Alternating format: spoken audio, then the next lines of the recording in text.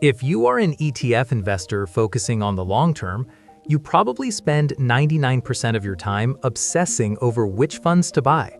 You debate VOO versus VTI, you analyze dividend yields, you look at expense ratios until your eyes blur. But you are likely ignoring the one decision that acts as the operating system for your entire financial life, your brokerage platform. Most people think Vanguard, Fidelity, and Schwab are effectively the same. They all offer $0 trades. They all have trillions in assets. They all promise to help you retire. But after personally using all three of these platforms with my own money, I can tell you that this assumption is dangerous. Choosing the wrong broker in 2026 doesn't just mean dealing with a clunky app or an ugly website. It can quietly cost you tens of thousands of dollars over your lifetime through hidden inefficiencies, cash drag, and poor execution, even if you picked the exact right ETFs. Today, I am going to run Vanguard, Fidelity, and Charles Schwab through a brutal, detailed stress test. We aren't just looking at the marketing brochures. We are looking at the mechanics of how they handle your money. I will show you which platform is actually built for the modern ETF investor and which one is resting on its reputation while its technology falls apart. This video is not for day traders. It is not for options gamblers. This is for the serious wealth builder who wants their money to compound efficiently, without friction, for the next years ahead, till you retire. To keep this objective, I am grading them on 7 critical metrics. Let's get into it. Let's start with the metric everyone looks at first: cost. On the surface, this looks like a three-way tie. In 2019, the industry shifted, and now Vanguard, Fidelity, and Schwab all offer zero commission online trading for stocks and ETFs. That means you pay $0 to buy a share of VOO and $0 to sell it. However, free is never really free. We need to look at the nuance. Vanguard's entire reputation is built on being low cost. And it is true. Vanguard's corporate structure is unique. They are owned by their funds, which are owned by you, the investor. This means they have no outside shareholders to please, which theoretically keeps costs down. But Fidelity and Schwab have responded aggressively. Fidelity actually offers 0 index funds, mutual funds with literally a 0% expense ratio. While those aren't ETFs, it proves that Fidelity is willing to lose money to get your business. Schwab is publicly traded, so they have shareholder pressure, but they have kept their ETF pricing rock bottom to stay competitive. The real differentiator here isn't the commission, it is the expense ratio of the funds you buy within the platform. Many people think you must have a Vanguard account to buy Vanguard ETFs commission-free. That used to be true, but it is not anymore. You can buy a Vanguard ETF inside a Fidelity account for free. You can buy a Schwab ETF inside a Vanguard account for free. So if the fees are identical, where is the cost difference? It comes down to price improvement. Both Fidelity and Schwab are incredibly aggressive about routing your trade to get you the best possible price, often pennies better than the current market offer. Over thousands of shares, this adds up. Vanguard focuses less on this trading technology. While for a buy and hold investor, this is a minor difference, over 30 years, Fidelity and Schwab's superior trade execution engines technically save you more money than Vanguard's passive approach. Current verdict? It is technically a tie on fees, but Fidelity and Schwab win on trade execution value. Metric 2: the cash drag and interest rates. This is the most critical section of this entire analysis. If you take nothing else away from this video, please listen to this. This is the hidden tax that separates the winners from the losers. When you transfer money to your broker, but you haven't bought an ETF yet, where does that money sit? It sits in what is called a core position or a sweep account. In an environment where interest rates are decent, say 4 or 5%, your idle cash should be earning you money. It should act like a high-yield savings account. Here is the shocking difference. Fidelity is the absolute hero here.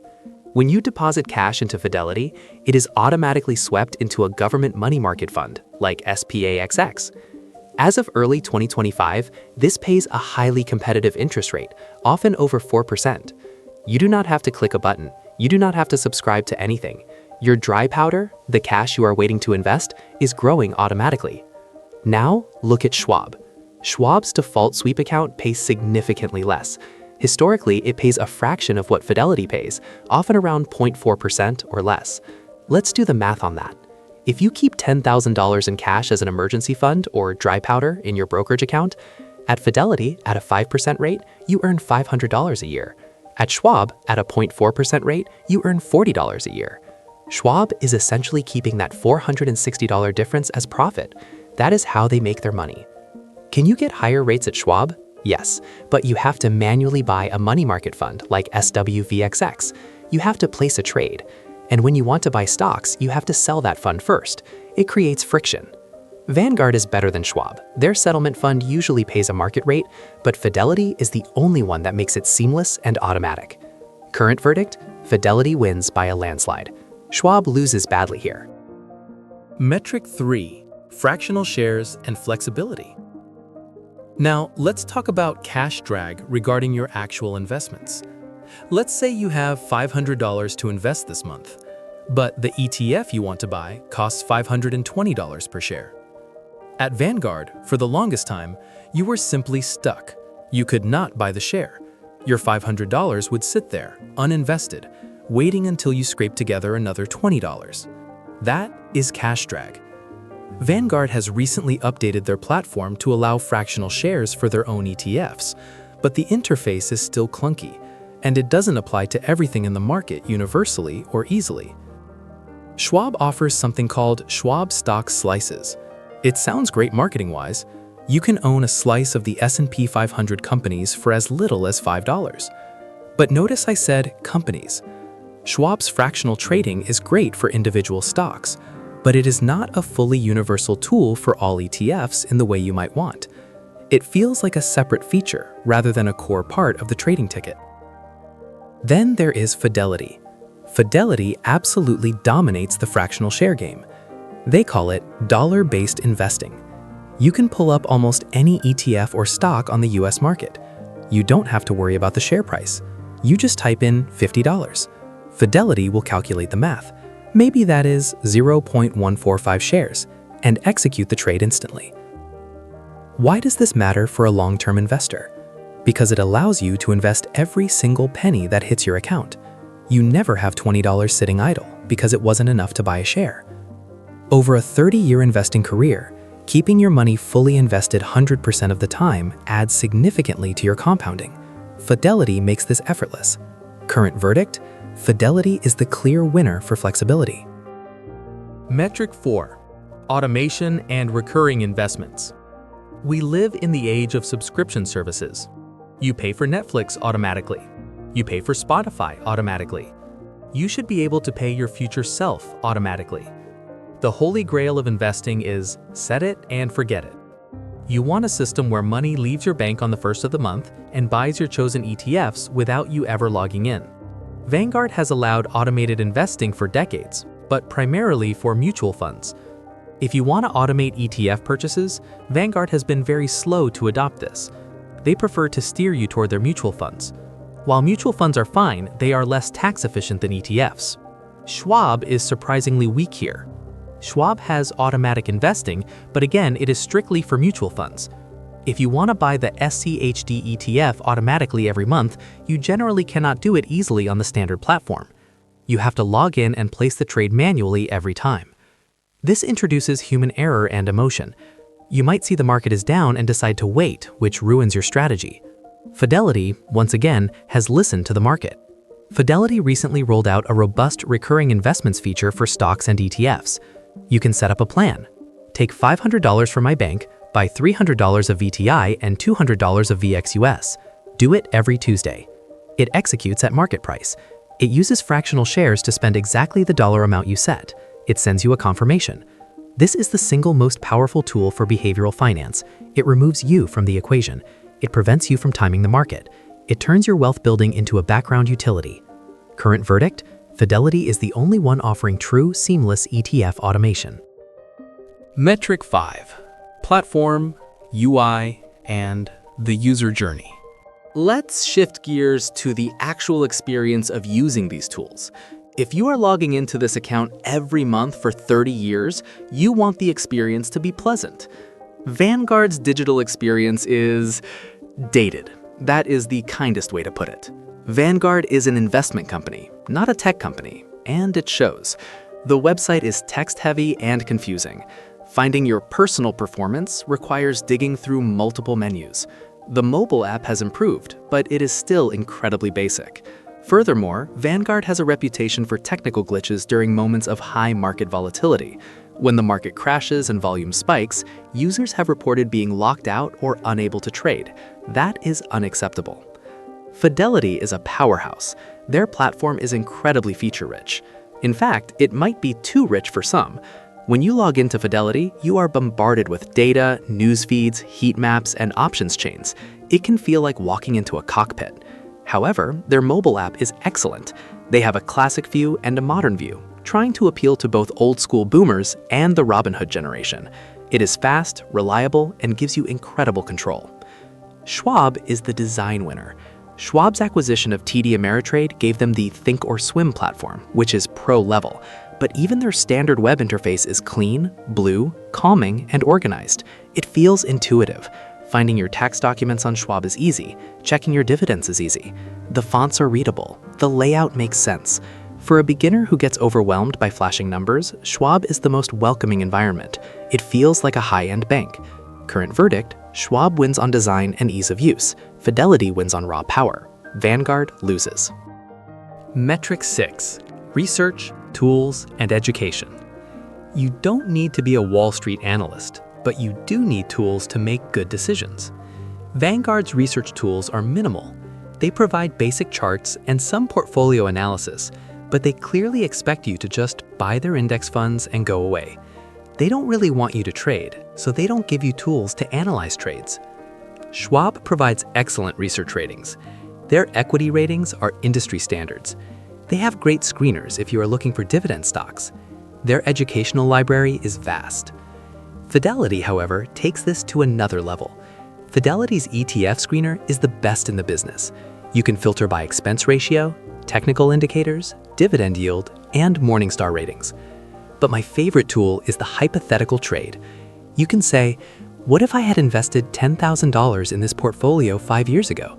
And Fidelity will run a detailed simulation showing you the tax drag, the dividend reinvestment, and the total return. They also have a retirement planner tool that is surprisingly detailed.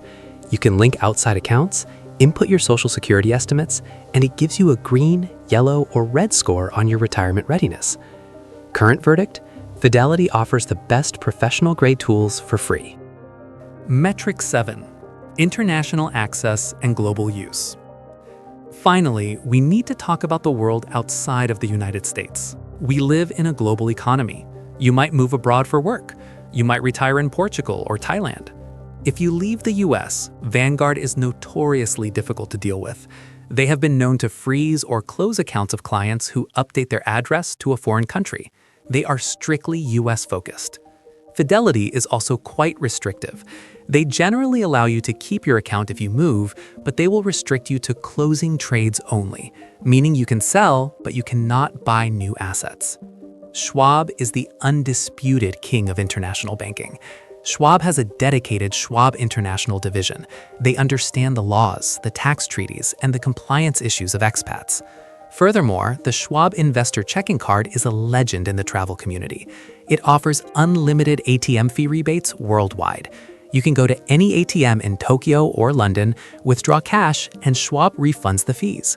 If you plan on living a global lifestyle, or if you are a non-US resident looking to invest in the US market, Schwab is effectively your only safe choice among the big three. Current verdict? Schwab wins by a mile. So let's bring up the final scorecard and see where we actually stand. When we strip away the marketing and look at the raw data, the winner becomes obvious.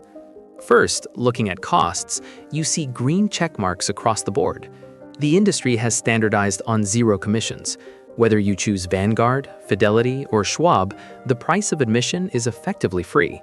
This used to be the main reason to choose Vanguard, but as you can see, that advantage is gone. It is a three-way tie. Moving down to ETF flexibility, this is where the separation begins. You see that red X on Vanguard? That represents lost time. Their inability to easily offer fractional shares on all ETFs means your cash sits idle. Schwab gets a warning label here because their stock slices are limited to S&P 500 companies, not the full ETF market. Fidelity takes the trophy here. They are the only ones allowing you to buy fractional amounts of any ETF, keeping your money fully compounded. Next, the platform itself. Vanguard gets another red X. In 2026, a modern investor shouldn't have to deal with a clunky, outdated interface. Fidelity gets a warning here, not because it's bad, but because it is dense and can be overwhelming for beginners. Schwab takes the trophy for the platform category. It is the cleanest, most intuitive interface of the three. For research, the roles reverse. Schwab is good, hence the warning or neutral status, but Fidelity takes the trophy. Their ETF screener, retirement planner, and hypothetical trade tools are simply deeper and more professional than the others. Vanguard, again, lags behind with limited tools. Now look at the international row. If you are outside the US, the scorecard changes drastically. Vanguard gets a red X. They are too restrictive. Fidelity gets a warning. They are okay, but rigid. Schwab is the clear gold medalist here. If you need a global debit card or expat support, this single row makes Schwab your only real choice. And for support, it is a tie at the top. Both Fidelity and Schwab treat you like a valued client. Vanguard gets the warning here because of the long wait times and declining service reputation we discussed earlier. But if you look at this chart, it looks like a close battle between Fidelity and Schwab. Fidelity wins on flexibility and research. Schwab wins on platform and international. So how do we break the tie? We have to add the seventh metric, the one that isn't on this image but hits your wallet the hardest: cash sweep interest. This is the deciding factor. Remember, Fidelity pays you nearly 5% interest on your idle cash automatically. Schwab pays you nearly 0.45%. That efficiency, that free money, tips the scales permanently. So here is the official decision. If you are an international investor or a digital nomad, ignore the other rows. Charles Schwab is your winner. The international trophy outweighs everything else because access is your priority. But for the vast majority of US-based investors who want to build wealth efficiently, Fidelity is the best brokerage platform in 2026. When you combine the trophy for ETF flexibility, the trophy for research, and the superior cash sweep rates, Fidelity is mathematically the best place to compound your money. And Vanguard? Looking at all those red X's, the conclusion is harsh but true. Vanguard is a fantastic product manufacturer, but a failing platform. Continue to buy their ETFs. VOO is legendary, but do yourself a favor and buy them inside a Fidelity or Schwab account. Now that you've picked your broker, the hard part is over. The next step is picking the right funds. I've built a specific 3-fund portfolio that I use inside my Fidelity account to capture growth while protecting against crashes. I'm breaking down the exact percentages and numbers in general in my next video. Remember to subscribe and click the notification bell to get you notified early. I'll see you there.